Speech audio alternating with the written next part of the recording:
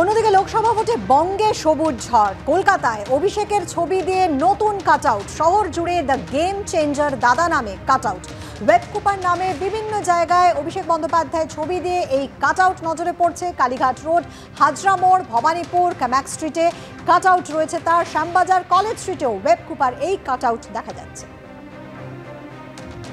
না, মমতা বন্দ্যোপাধ্যায়ের নেতৃত্বে অভিষেক বন্দ্যোপাধ্যায়ের সেনাপতিত্বে অভাবনীয় ফল করেছে তৃণমূল কংগ্রেস, এবং সেই জায়গায় দাঁড়িয়ে মমতা বন্দ্যোপাধ্যায়ের তুমুল জনপ্রিয়তা এবং উন্নয়নের পদক্ষেপগুলি এবং অভিষেকের এই ভোটে যে ভূমিকা, তাতে নিশ্চিতভাবে মানুষ দেখেছেন। দলের কর্মীরা সকলেই খুবই উচ্ছ্বসিত, তারই কোনো বহিঃপ্রকাশ।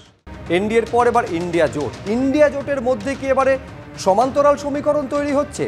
জোট বৈঠকে খার্গের মন্তব্যে কি খুশি নয় তৃণমূল কংগ্রেস? জল্পনা বাড়ালেন অভিষেক বন্দ্যোপাধ্যায়। ইতিমধ্যে একাধিক বৈঠকও তিনি করে ফেলেছেন। তার মধ্যে সমাজবাদী পার্টির তরফে অখিলেশ যাদবের সঙ্গে যেমন বৈঠক করেছেন আপ সাংসদ রাঘব চাড্ডার সঙ্গেও। আমরা আরও বিস্তারিত এই নিয়ে জানবো, সরাসরি কথা বলবো আমাদের প্রতিনিধি কৃষ্ণেন্দু অধিকারীর সঙ্গে। এক তো হচ্ছে কৃষ্ণেন্দু, বিরোধীরা যখন এনডিএ সরকার গঠন হলে সেই সরকার স্থায়ী হবে কিনা তা নিয়ে প্রশ্ন তুলছে। পাশাপাশি এই প্রশ্ন ইন্ডিয়া জোটের মধ্যে থেকে উঠছে যে এই জোটের মধ্যে কোনো উপজোট তৈরি করার কি কোনো সমীকরণ বা প্রচেষ্টা চলছে?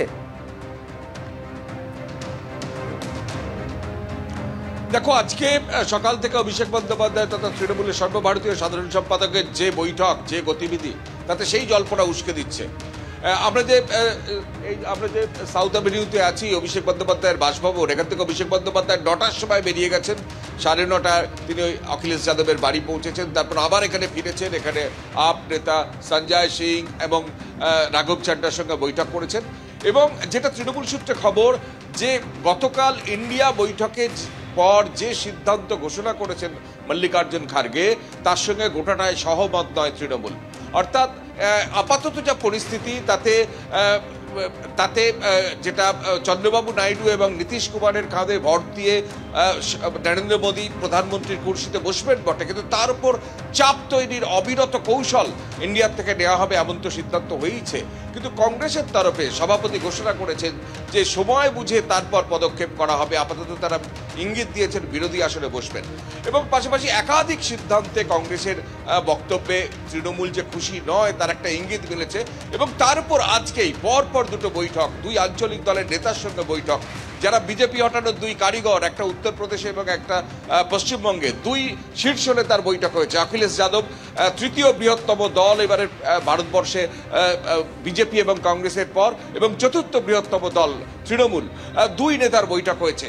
আপ নেতাদের সঙ্গে বৈঠক হচ্ছে। এবং সর্বোপরি যে খবর পাওয়া যাচ্ছে তৃণমূলের সূত্র মারফত, অভিষেক বন্দ্যোপাধ্যায় দিল্লি ছেড়েছেন, সেখান থেকে ভিন রাজ্যে ইন্ডিয়া জোটেরই এক শীর্ষ নেতৃত্বের সঙ্গে তিনি বৈঠক করতে পারেন, তারপর তিনি কলকাতা ফিরতে পারেন, এমন জল্পনাও দিল্লির রাজনীতিতে ছড়িয়েছে। স্বাভাবিকভাবে জোর প্রশ্ন উঠেছে, জোর জল্পনা তৈরি হয়েছে, তাহলে কি তৃণমূল ইন্ডিয়াতে থেকেও, ইন্ডিয়া জোটে থেকেও কংগ্রেসের যে জ্যাঠামি বা কংগ্রেসের যে সব সিদ্ধান্ত তাতে মানতে রাজি নয়? ইতিমধ্যে রাহুল গান্ধী বা কংগ্রেসের প্রতি একেবারে ফলে এই প্রশ্ন উঠতে শুরু করেছে যে আরেকটা সমান্তরাল সমীকরণ তৈরির কোনো চেষ্টা হচ্ছে কিনা। যদিও যাবতীয় সেই জল্পনা খারিজ করে দিয়েছেন কুণাল ঘোষ। তিনি বলছেন আসলে জোটকে আরো শক্তিশালী করার চেষ্টা করছেন অভিষেক বন্দ্যোপাধ্যায়। কি বলছেন কুণাল ঘোষ দেখুন। অভিষেক বন্দ্যোপাধ্যায় মমতা বন্দ্যোপাধ্যায়ের প্রতিনিধি, আমাদের দলের সর্বভারতীয় সাধারণ সম্পাদক, দেশের একজন উদীয়মান নেতা, 7 লক্ষ ভোটে এবার জিতেছেন, 3 বারের সাংসদ। তো ফলে সেই জায়গায় দাঁড়িয়ে তিনি দিল্লিতে আছেন এবং আমাদের ইন্ডিয়া বা সমমনোভাবাপন্ন যে দলগুলি আছে তাদের নেতৃত্বের সঙ্গে বৈঠক, রণকৌশল, পারস্পরিক সৌজন্য, আরও ইন্ডিয়াকে শক্তিশালী করা, যা যা পদক্ষেপ করার সেগুলো অভিষেক বন্দ্যোপাধ্যায় করছেন।